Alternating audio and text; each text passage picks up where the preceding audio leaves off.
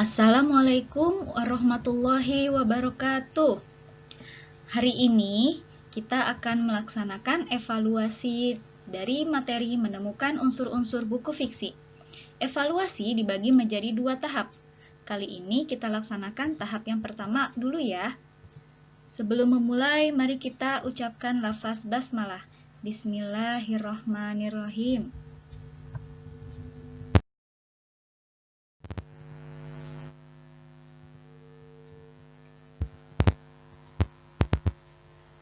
Sudah disiapkan buku fiksinya? Pertama-tama, kamu harus mempersiapkan buku fiksinya terlebih dahulu ya. Kemudian, kamu juga menyiapkan buku tulis dan alat tulismu yang lain.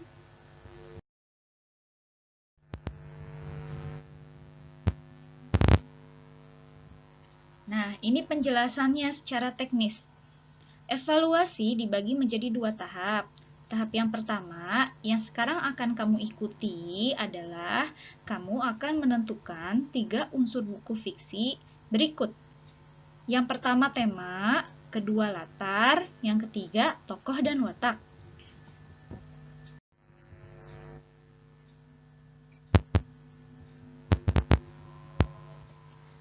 Sebelum menentukan unsur-unsur buku fiksi tersebut, pertama-tama kamu harus membaca terlebih dahulu buku fiksi yang sudah kamu siapkan. Kamu harus membacanya dari awal sampai selesai untuk bisa menjawab ketiga unsur buku fiksi tersebut. Jika kamu sudah selesai membaca, mari kita lanjutkan ke slide berikutnya. Oke, yang pertama, kamu menentukan tema. Nah, sekarang coba dibuka buku tulisnya, lalu kamu tulis dulu pertama-tama judul buku fiksi yang kamu punya. Setelah selesai menulis judulnya, baru kamu menentukan tema di bawahnya nomor 1. Tema dari buku dengan judul, kamu tuliskan judulnya adalah apa temanya.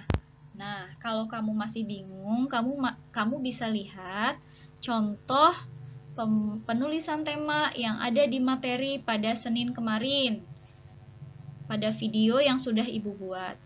Tema itu berbeda dengan judul ya. Tema itu bisa persahabatan, kekeluargaan, pendidikan, perjuangan, dan lain sebagainya. Jadi, mau tidak mau, kamu harus membaca buku itu dari awal sampai habis. Setelah menentukan tema, mari kita lanjut ke slide berikutnya.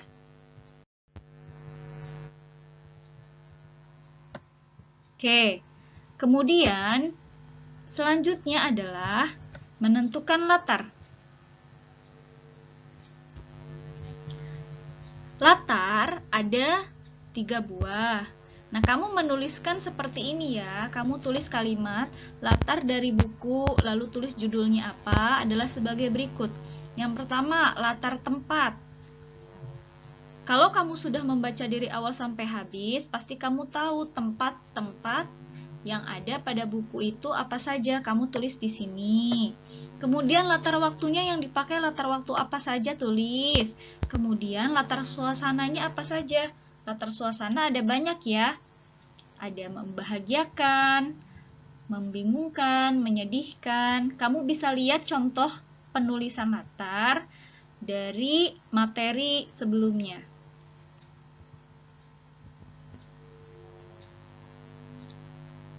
Oke, kita lanjut ya. Yang ketiga adalah menentukan tokoh dan watak. Nah, kamu menulis di buku tulis tokoh dan watak berdasarkan buku. Tulis lagi judulnya adalah sebagai berikut. Tokoh dengan nama siapa, lalu dengan wataknya bagaimana? Pemalukah, pemberanikah, pemarahkah, pemurah, dan sebagainya. Kalau kamu tulis watak baik, itu masih kurang tepat ya, karena baik itu bisa diartikan masih umum, jahat juga masih diartikan umum. Misal, Kalau kamu merasa tokoh itu baik, dia baik dari sifat apanya? Misalnya jujur, atau ramah, atau murah senyum.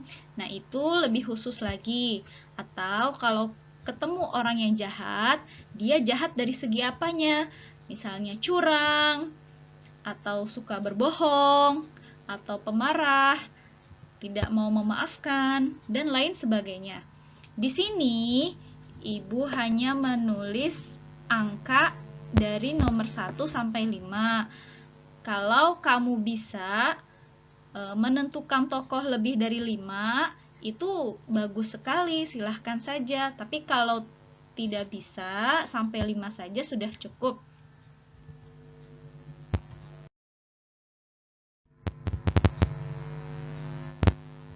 Oke, sebelum berbicara persiapan belajar pada pekan berikutnya, ngomong-ngomong, untuk menentukan ketiga unsur tadi, apakah kamu bisa?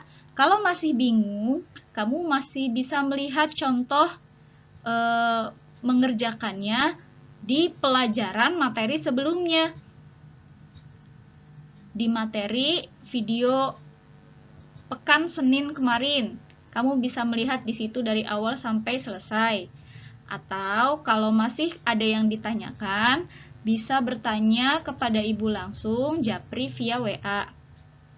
Bisa dipahami?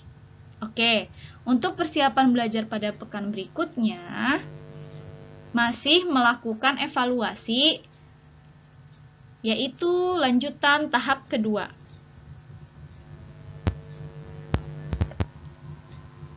Evaluasi tahap kedua apa saja?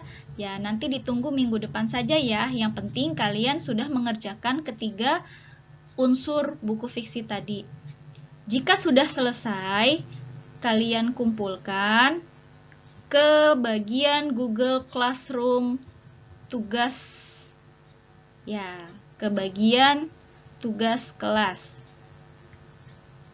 Karena kamu harus membaca bukunya sampai selesai, Ibu kasih waktu sampai hari Jumat mengumpulkan tugasnya. Sekian, terima kasih. Sekian pembelajaran hari ini. Terima kasih sudah belajar dengan baik. Wassalamualaikum warahmatullahi wabarakatuh.